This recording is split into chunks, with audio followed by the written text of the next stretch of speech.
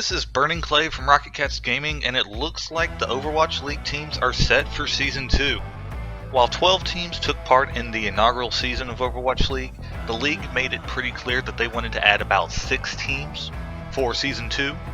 Actually ended up adding 8 teams because of extra interest late in the process.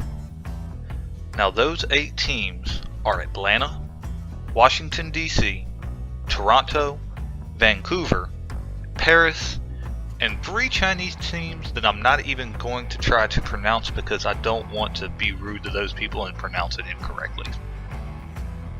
Now at first I really thought that this was just a simple case of these were the teams that paid the most money or agreed to pay the fees that Overwatch League wanted to join the league.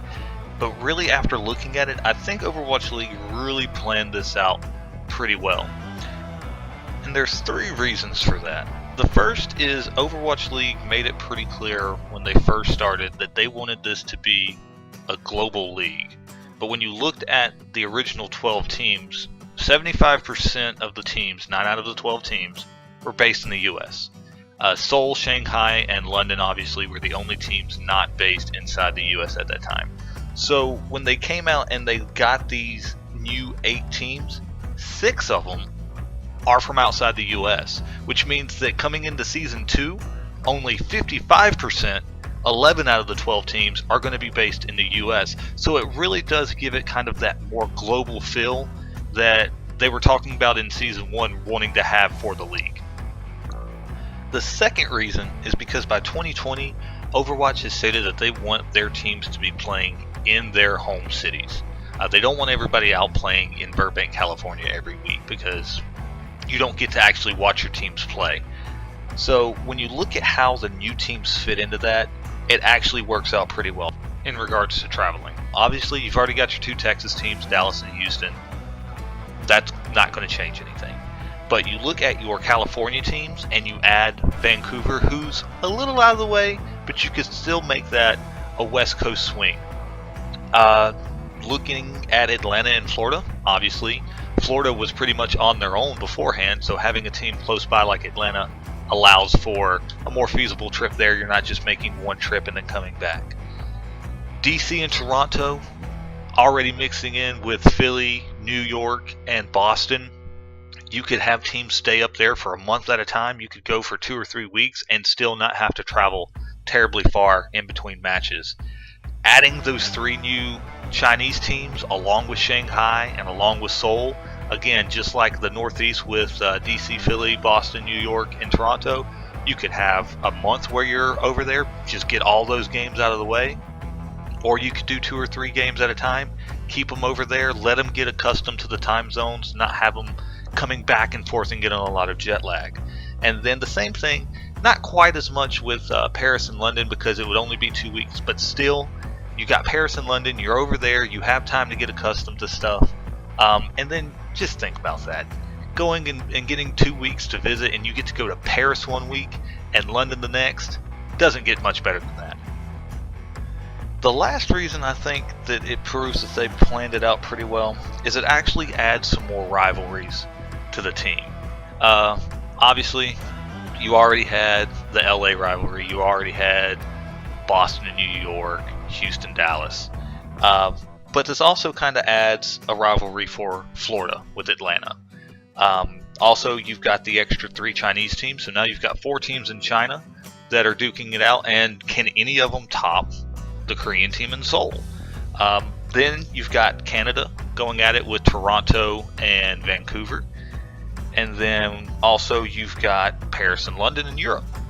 I also think that DC will be a nice little regional rivalry for Philly as well, because I really don't feel like Philly had a true rival. They played a couple of teams close, like London and Houston were usually pretty good games, but I think having a DC team right there close by will be a nice little regional rivalry for them. Sorry, Philly fan here had to kind of go off on a little Philly tangent. I apologize. And I think another little added bonus as well is the fact that it's not going to change the divisions up, other than just adding new teams.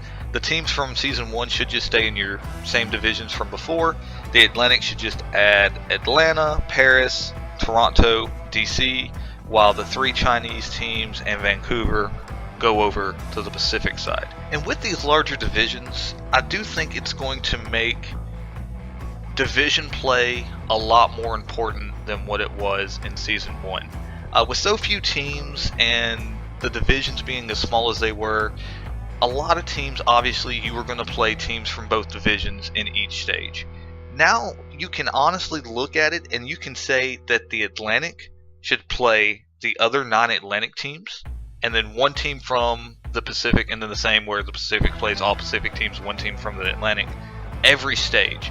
That way, you truly have who's best from the Pacific and who's best from the Atlantic getting into the playoffs. I think this also gives them a chance to make it where you're only going to have 3 teams from the Atlantic and 3 teams from the Pacific get into the playoffs this year. It allows you to have a more actual division-based setup than what I feel like Overwatch League in Season 1 was, and I think that's going to be good for the league as well when you go into Season 2. So I definitely look forward to seeing how that dynamic will add to the league moving forward. So what's next on the league calendar? Well, that would be September 9th, when these 8 new expansion teams will get first picks at the Overwatch League free agents. If I'm not mistaken, I believe that also includes anybody from Contenders that's looking to come up as well. So they get the first dibs until October 7th, and then October 8th, the free agency period opens up for all the teams within the league. So it'll be interesting to see who gets who, because there is a lot of pretty good talent out there that's open and looking for teams. I look forward to kind of watching that and seeing how these new teams fill out their rosters moving forward. But that's going to be it for this video. I hope you guys enjoyed. Please leave a comment below telling us what you think of the new teams. How do you think it's going to affect the league? Anything that we might have missed here? Any thoughts on what we talked about as far as traveling in the future? Or do you think that they actually planned out trying to make it a more international league or set up these rivalries, or was it all just a coincidence? I hope you guys enjoyed. Leave a like if you did, hit that subscribe button, and until the next one, guys.